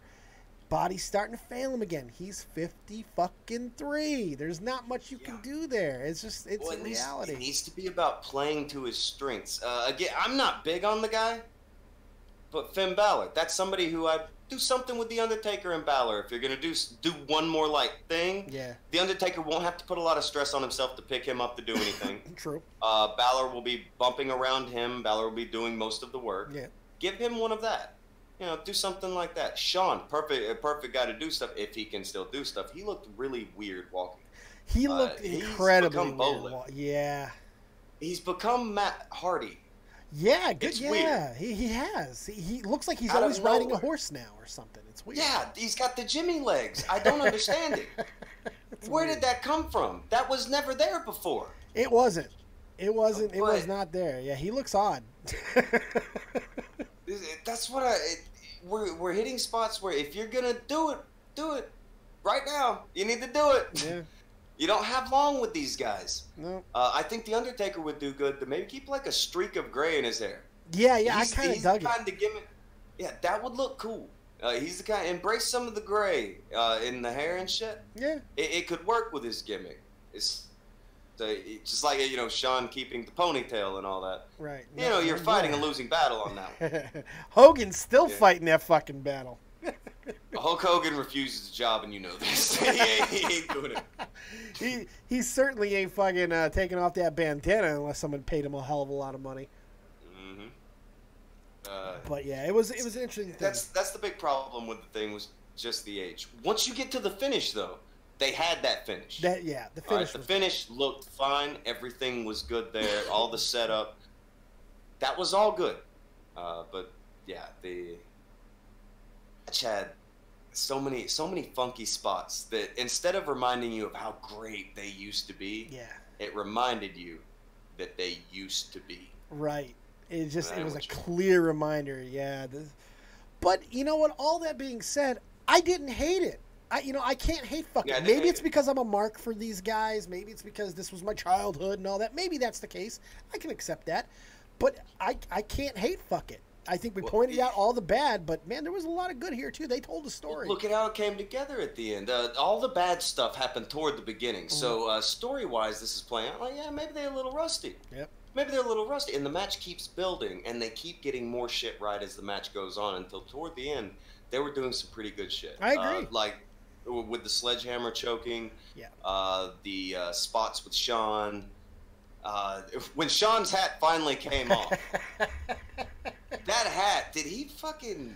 What was that, Gorilla Glue on it? He had to put something on there. I have no fucking idea. Jeez. That hat was not budging until he was flung over the top rope and Taker's hand straight up slapped it off his head on the way over. And then we got Egghead Sean. Yeah. Still hard. But all the spots were good. Everything got good right there at the end. So if with like a tag match, we said it before, it would protect them. It's going to come off a lot better in this tag match. A lot of things that happened here aren't going to happen there. Right. They may do some walking brawl, some punchy through the crowd or something, but they're not going to make the mistake again that they made with Taker and Triple H in the crowd this time and make them look bad right there in your face. They're not going to go and try and wrestle a 25-minute match again. You know, that's not going to happen. I think they might 25-minute But in a tag team, you can get away with it. You know, exactly. You can get away with it. You can do it there. Yes. You can't do that shit here when they don't have it anymore. And remember, we're also going to have the extra added whatever of it being actually DX. They're going to play up to the crowd differently. We're going to get the crowd, because it will be DX. It's not going to just be Sean. I was going to ask, do you think? Yes. Okay. Got to be DX. In Saudi Arabia, got to be DX. Has to be. It feels like they would, but with like the two bald old guys, I don't know. I don't know. I don't know. There is some. It might look weird. It looked weird in 2006 when they were like fucking 40-year-old men doing it, you know. But it's I don't know. As long as they don't do. He's coming out saying, "Suck it." Oh. I don't know. Fucking the NWO just got a reunion tour, so fuck. Not wrong. Not wrong. So who knows, man? All right, you want to stick around and take this call with me, and then if we get some more callers, we'll take them. If not, we'll jump up out of here. Sure. Because for some reason, I don't know how, I just tripped and fell and did an hour and a half. No fucking idea how that happened. What the hell? Good Lord. Yeah, you pulled a Taker and Triple H. That's right. You didn't know how long you were going. That's 100% true. And probably breathing just as badly as Taker was. All right, let's bring in Everyone Lies. You're live at Tarkason. Dead on Dave. What do you got? You motherfucker. You got to unmute yourself. There you go, buddy. Before you say it, David Otunga wasn't booked, so I have no idea why you even bothered watching it. He wasn't? No. I thought he was in the pre-show. There was no pre-show. Where do I even go, though? You guys covered a lot here. I don't know. I felt like the best part of it was just at the beginning, and then it just kind of fell from there. You talking about the match or the entire event? The entire event. Oh, you think it went off a cliff? Really? I could see somebody having that opinion. The first two matches were great, and then it did fall off a little bit, but they brought it back together with the Cruiserweight title match, which was by far the best match of the night. AJ and Joe delivered big time, even if you don't agree with the finish. So I don't know. I don't know if I agree with that. The Shield match was fucking great. We got great storytelling out of the main event. I don't know. The Shield match was a Shield match. I mean, it probably could have. They probably could have pushed the Shield match back a little bit. And like, I don't know, the roll up. If you're gonna do a roll up like that, the roll up. Tonk, I want to get your opinion on the roll up. The Daniel Bryan. Now he's Mr. Small Package. What do you think about the Daniel Bryan thing? We didn't talk about that yet. Other than the worst nickname you could possibly walk into a club with. Is it the worst or is it the best? It might be. It's Daniel Bryan. Well, it might be the best in wrestling, but you don't want to walk into a strip club and be like, "Hey, little lady, why don't you come over here and talk to Mr. Small Package?" Small Package. That ain't what you want to be throwing. I don't think Mr. Vegan is going to be in strip clubs anytime soon. I'm fairly certain Bree's got a lockdown on that shit. Well, maybe it's small enough Bree won't botch it. So. Wait, yeah, maybe that's the gimmick. They're like, you know, Bree is getting dangerous. Let's make Brian do small packages, so maybe we'll just have her roll people up from now on to emulate him. That's right. Instead of kicking people. Just in case being awful is indeed sexually transmitted, let's just make sure he small packages everybody. I guess I like it. I like my idea better. Your idea, I hey, think. everyone. But this is a way. Everyone lies here yesterday. Yeah, I think you. Well, he wasn't in the. He didn't call in, but he may have watched. Okay. But you know what? The interesting thing was I was thinking about that. And I was talking about that a little bit earlier. I do like the idea better, but I don't hate this idea because this is a way to not have it. Obviously, he didn't definitively beat The Miz. So for the people who still want a Miz match down the line, which now I do believe that's where they're going. They're going Miz Bryan at WrestleMania. The Miz is going to cost him. Yeah, The Miz will either cost him or get added to the match and win it himself at Saudi Arabia, or Daniel Bryan just simply doesn't beat AJ Styles, and The Miz taunts him, goes on to get a match against AJ himself at the Royal Rumble, beats him. Daniel Bryan wins the fucking the Royal Rumble, and then we have the match set up at WrestleMania. That's how I see it going, which I was not happy about. Thank you, Lone Wolf Niece, for the subscription. I think you get like The Miz being kind of like a baby about it, and like, oh, I should have won the title match. You got like a fluke win, and he like screws Daniel Bryan out of the title, and they keep the feud going that way. That's what it looks like. That's what it looks yeah. like. But who it screws is AJ. Who it screws is AJ, though. You know, is that like AJ not if he's not going to hold the belt until WrestleMania, he doesn't drop it to Joe. Why not drop it now? You know, that's the thing that I'm confused at, because if they are thinking he's going to drop it. Yeah, but if they're going to go Bryan Miz, this is an easy way to have him coast stuff. This is with him just being kind of inserted as a piece into the Bryan Miz feud. He can coast and get a few more months with the title, kind of flying under the radar. Yeah, but is that going to hurt him going into WrestleMania season? If he loses the belt at Royal Rumble, if we're honest with ourselves, that hurts all three of them. True, it does. That's why I didn't like this whole situation. I don't like going forward with Daniel Bryan and Miz. I understand why they're keeping in the back pocket, though. You know, I don't know if a 5-minute match was the smartest thing in the world, but if they go longer, then even with a small package, it's still a pretty definitive victory. This looks flukish. And I like that they revolved it around technique over cheating, because they did mention what you said about Daniel Bryan being tempted by cheating and all that. He goes, I didn't have to cheat. I beat him with technique. I'm Mr. Small Package. Huzzah! Something Owen Hart would have said, by the way. I'm Mr. Small Package. Well, I've always looked at Bryan as kind of an extension of Owen Hart. Like the pointing with the yes shit. That's just like Owen used to do that every time he did anything. Woo! Yeah, that's right. Throw his fingers up in the air like that. Enough is enough, and it's time for a change. Yeah, that was like his whole no gimmick was exactly like Owen's gimmick during that time. I've always kind of seen Bryan that way. I might be wrong, but that's how I've always kind of seen him. I agree. Like, here's the thing, though, and this is going to trigger some people. Bryan, as good as he is, he ain't no Owen Hart. Owen Hart is the best Hart of all the Harts. Owen Hart is one of the greatest in-ring performers I've ever seen in my life. He shits on Bret Hart. Shits on Bret Hart. Oh, I'd agree with that. Every bit is good technically and being so perfect and precise with everything that he does. Way more extensive moveset, had a much bigger nutsack, and he was far more entertaining on the microphone than Bret ever possibly could fucking hope to be. I'm sorry, Owen. I used to say that tentatively, that Owen was better than Bret. Now I'll fucking fight motherfuckers over it.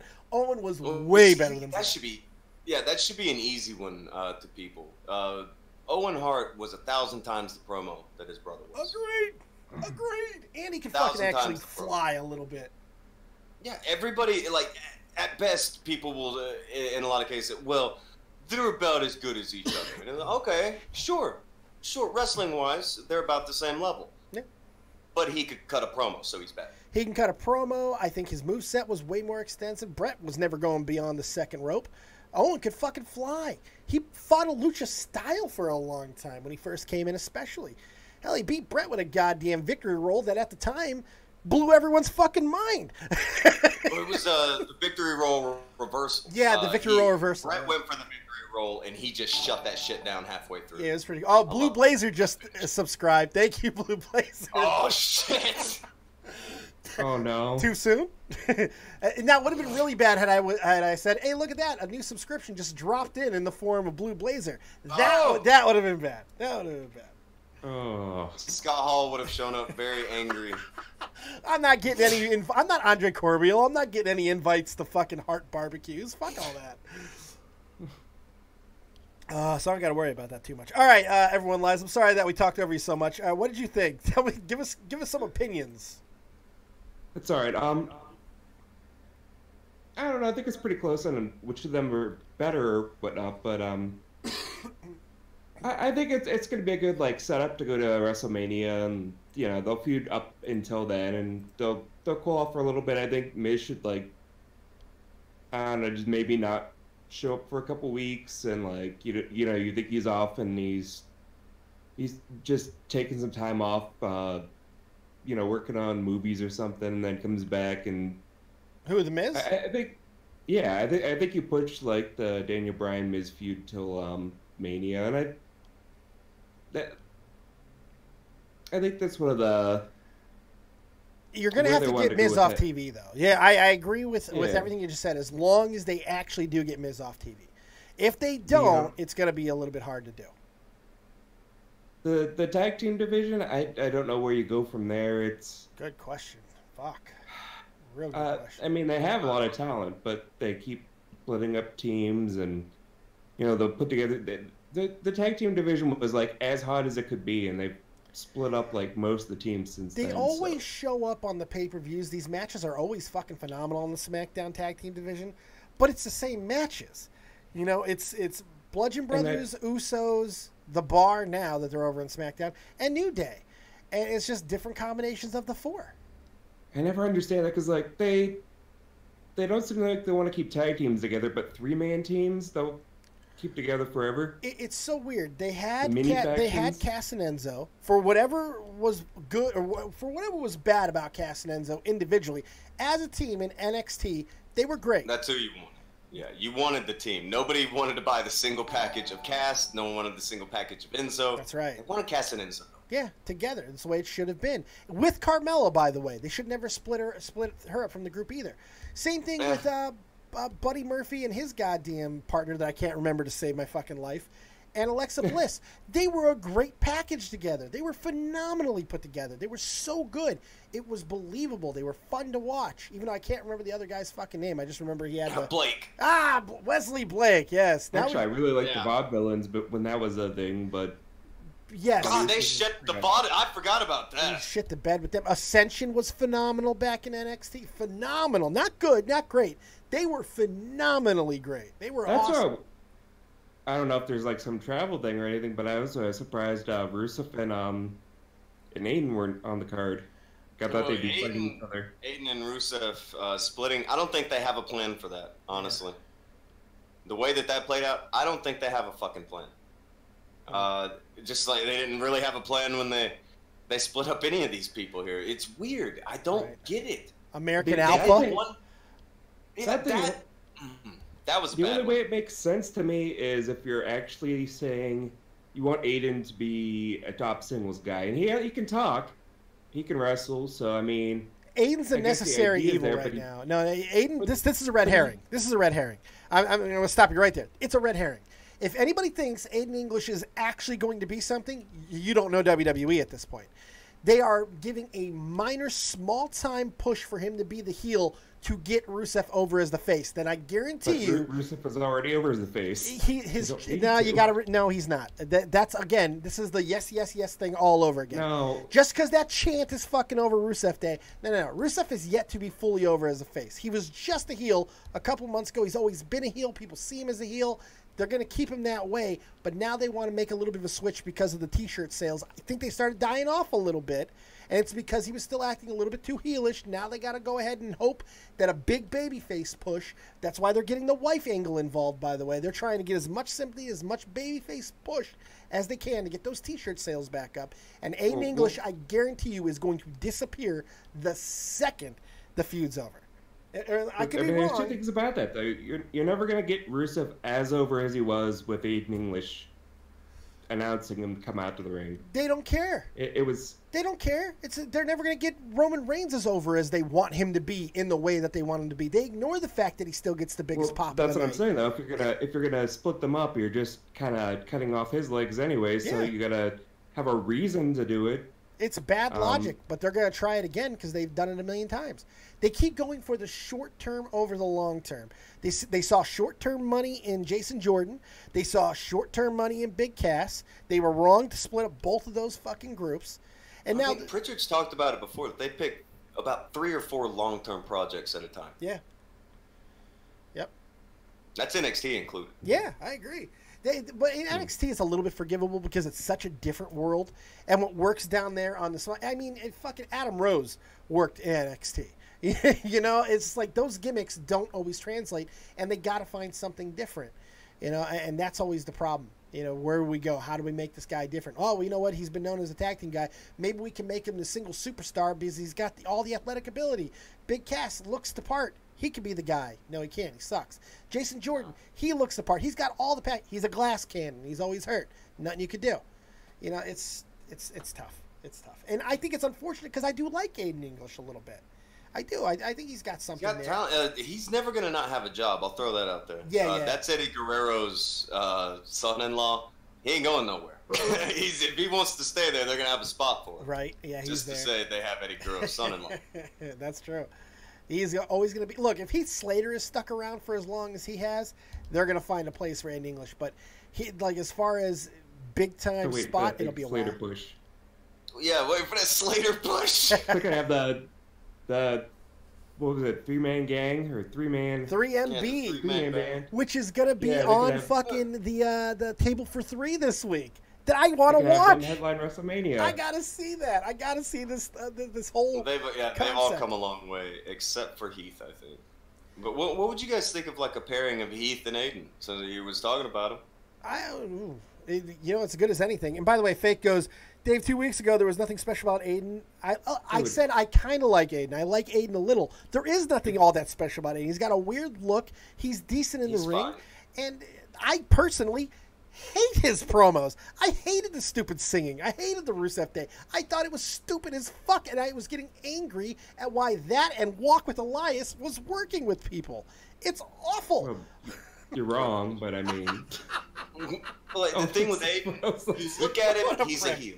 Right. When you look at him, that guy's got to be a heel, and he's the perfectly fine worker. Yeah. So he can be there, and the facial hair helps because he looks like a very cartoony villain. Like it all works. It's all fine. But you want to book him as a heel, and you want to. I don't know. They need to keep him at least a little stronger so he can help anybody on the card. Right. But Rusev's going to squash him. He's going to kill him. Oh yeah. He's going to kill him. Yeah. If they have any brains, they have to have Rusev squashed. Rusev just challenged for the WWE title 15 minutes ago, right? Yep. Not only that, but he had the match with The Undertaker a few months back. A casket match, no fucking less. You know? It feels Rusev is very close to the spot of like an earthquake earlier. They love Rusev, man. They've always loved Rusev. Yeah. They've always been high on that guy. And he's hovering upper mid-card main event. And I just don't get it. Am I wrong? He's I don't bigger get guy. it. He can look believable with like all the bigger guys, but he can wrestle some of the smaller guys. Can he though? I see nothing but holes in his game when he wrestles. I see him just trying hard. I think that his movements look failure so robotic. Would fight you. Fight you, failure. Fucking failure loves fight me. Rusev. Does he really? Oh no. Yeah. I was always a big mark for Rusev, but I've always been for all the Russian guys anyway. So like, I even liked. What a weird statement. Not saying there's anything bad on Russians. I like the Ruskies. Were you a big Yakov Smirnoff guy too? Yeah, Ludwig Borga fan, are you? In Soviet Russia, Kozlov fucks you. Amazing. Oh my god. Kozlov was fun. You got a Kozlov reference, baby. I mean, come on. Come on. 2019, Kozlov's still alive. I love the Tonka things for 2019. Well, it's almost 2019. He'll still get mentioned. I am hanging on to 2018. I don't know why. This has been like the worst year of my fucking life. But I'm hanging on to 2018 like gangbusters because I'm one more year closer to death, and fuck that. Oh yeah, there's that. There's that 1 year closer to having a match with Triple H where you can't breathe 2 minutes into it. That's right. I can't do that now. Oh man. I can barely do a show and not breathe hard. Fuck, man, I'm dying right now. It's killing me. All right, everyone, Liza, you got anything else? I'm gonna get Joe Martin in here, and then I'm gonna wrap it up. Not that I can think of. I'm sure I had something at some point, but I probably forgot Daniel about Bryan, Miz, the tag team match between The Bar and New Day. Don't get him going again. Don't get him going again. It's fine. I was gonna say, if you Don't have get me going again. I've said like 3 words. Yeah, but they've been enough. we killed him. They've been enough. Buried. Less You is got more, on baby. tongue Less is more. You Slater and Aiden English. What are you doing? You're trying to kill my eyes? Get the fuck out. Well, yeah, 2 bright fellas there. Right? All right. Call I'll it talk to you later. Painfully ginger. I don't know. Fuck it. The painfully ginger lads. Yeah, it'd be amazing. All right, everyone. Let's take it easy, buddy. You too. All right, let's bring in Joe Martin real quick. What do you got, Joe? You're live at Tonkasaw and Dead on Dave. What do you got for us? What's going on, Dave? How you doing, man? Sick as fuck, dude. Sick as fuck. Was not expecting to do 2 hours. Tell you that. Damn, yeah. Well, let me just tell you something. When Undertaker teased that suicide dive, I was getting ready to call fucking Life Alert, 911. I was getting ready to fucking call something because he would have fucking fell and he would have said, I've fallen and can't get up. So I'm falling and I can't get up. It would have been bad. I mean, I don't know if it would have been as bad as his obvious, the dive that he was supposed to get caught by what's-his-fuck. And did not work out. Fuck, when he hit the cameraman at what was that, 25 or 26 when he fucking dove into the camera. Just full on head. That shit was money. Who was Wasn't that? Deuce? Was that Davey That Boy was Smith? Deuce. Oh, was it Deuce? No, that was Deuce. I thought it was Davey Jr. or something. Or I thought it was a Samoan. It I was, can't remember who that was. Snooker Jr. Snooker, yeah. There you go. Yeah, You're right, dude. yeah. Whoever did Deuce. Yeah, it was Snooker That Jr. guy. You're right. It was. I knew it was a junior. I knew it was somebody's fucking baby, but I couldn't remember which one. That's right. Fucking hell. That was a good spot. I like that one. Ooh, I still I'm cringe. glad he didn't do it, though. I'm with you. Yeah. All right. So. All right, Dave. Yeah, Joe. I have a question. Okay, so you said you don't see Shawn Undertaker happening one more time. I don't want it, but at the same time, I do. And I don't know if that makes any sense because I know it's gonna be fucking ass and it's gonna ruin everything that they have accomplished in the previous WrestleManias and the matches. But I kind of want to see it just because WrestleMania's like near me this year, and I've been debating buying tickets for it just in case anything happens. So like I have no idea. I think I do want to see it though. Up until last night, I mean, hell, yesterday, Tonk and I were talking about it. I was all for it. I was like, yeah, man, this will be fun. Let's do it. Then after what I saw last night, no. God, no. Tag teams, sure. But no. What are they going to do? Then what take a fight. I don't know what they're going to do. Probably Cena again. Well, no, I don't see. Well, maybe considering what happened last year, but I don't know if we're going to see Cena for a while. That felt like a goodbye for a while. Not goodbye forever, because he'll be back right around 44, 45, and he'll be completely reinvented, just like Hogan. Oh, everyone died. So there's that. Oh, what happened? You guys still hear me? Everything cool? Hello? Oh, there you go. Yeah, now I you're hear back. you. You're good. Okay, that was weird. All right, But yeah. Well, yeah, I was gonna. Shawn could be easier to lift, so it could be something that isn't the worst. But again, why risk it? Right. Yeah. Why are you ruining that? First of all, let me just say, 26 unpopular opinion right here.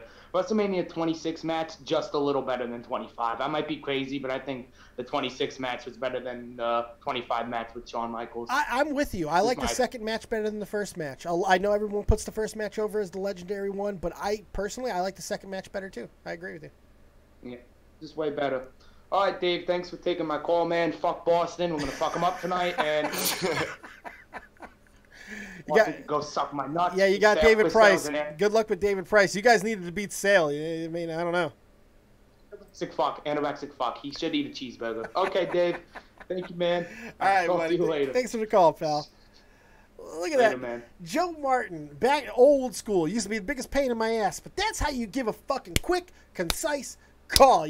Fuck, come on, don't meander. Don't let us fucking overtake you. Get in, get out, and let's fuck the horse properly, all right? I'm not... You gotta let me and that fake guy do that. That's our gimmick, apparently. That's right. Talking, man, I appreciate you coming on, hanging out with me for a little bit, man. I do. Nice, it's a good time. I did remember one thing I forgot to mention. Charlotte Becky finish, garbage. Don't do that. Yeah, okay, let's talk about that real quick. She should have just walked out. Yeah. I'm so torn on it because part of me really I wish she would have clocked her in the face with the belt. I think that would have looked clock her knee or something. It was weird with the whippy beltness kind of thing to it. Like I would have liked it if she just rolled out of the ring, just walked the hell out. I like what they were trying to do. I like what they were attempting to accomplish. But then it was so weird. Why not let Charlotte fully beat her down after them? I mean, they wanted so badly for Becky to get fucking booed here, but they're not going to boo her. Australia was incredibly polite. Yeah, they were really polite last night. Even they wouldn't go along with it. So this isn't going to work. So why not just let it be a natural flip? Charlotte's a better fucking heel anyway. So you don't have to make her full on face, but you don't have to have her a crying mess that keeps getting beaten up by Becky. That doesn't make sense either. No. They're bad plans. Bad plans. Things that may have came off right on paper, but it's not gonna work. They're not gonna boo her. They're doing another rematch this Tuesday. So, well, fuck. Nothing's kind of being let simmer or work or anything. Right. Everything is. I don't know. I don't know where they're going with it, but I'm guessing it's not in a direction that I would probably go with myself. It's either full on gas pedal or full stop. There's no in between. And it's hard to be when you're in extremes, even in the wrestling game, it's difficult to maintain that, especially when it's so obvious against what the fans want. Look, the fans are wrong in the Roman Reigns thing, all right? You're helping Reigns. Nobody believes that Roman Reigns is actually fucking bad. If they did, they would do what they've done to so many other superstars and simply sit on their hands. They don't, just like they didn't for Cena, because they love him. They love to hate him, whatever the case may be. They can't stop that. With Becky, it's different because that is pure actual love and adoration for Becky. That ain't changing. You're not fixing that. You're not going to do it with no matter how much heel work, especially when it's Charlotte, who people want to fucking hate because she looks like a cunt. She's also been handed a lot. That's what it comes off like. At least that's the perception, yeah.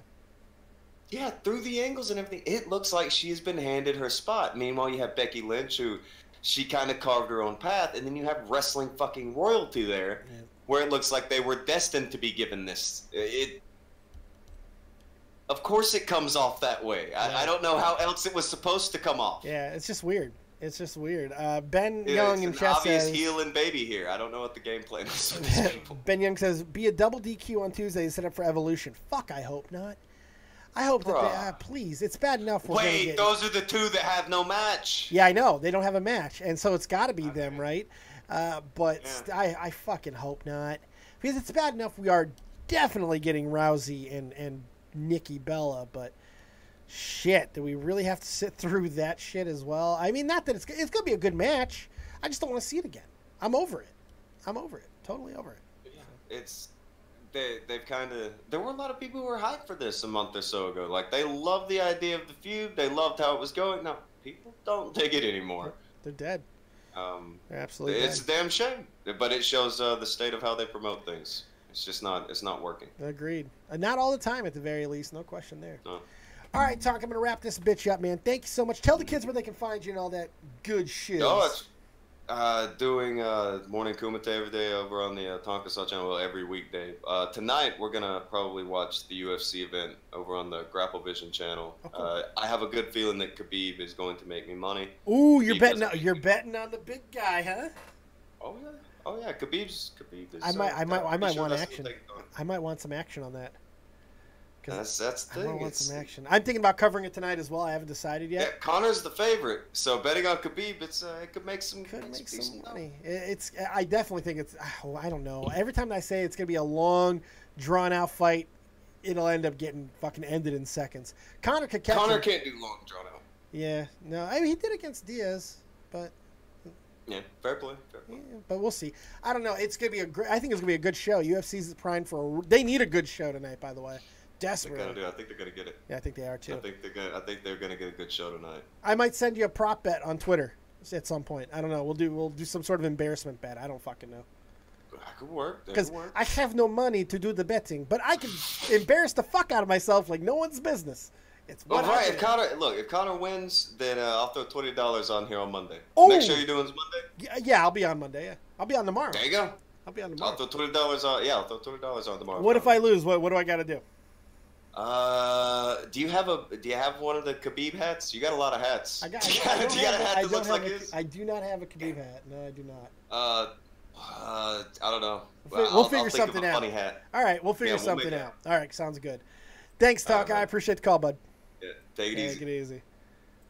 Talk, everybody. Fake, what do you want?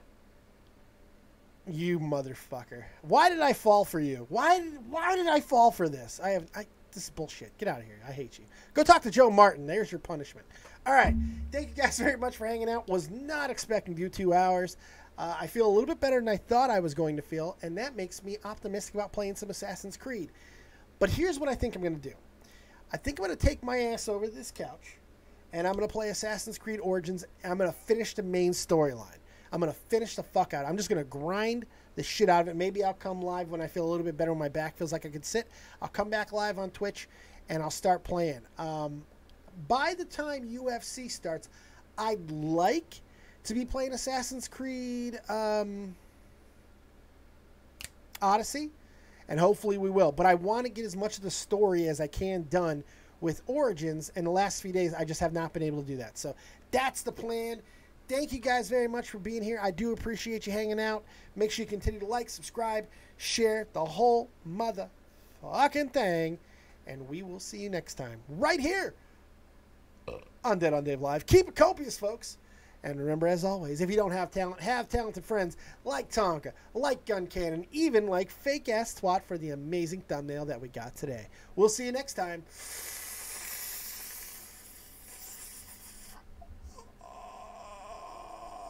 And peace.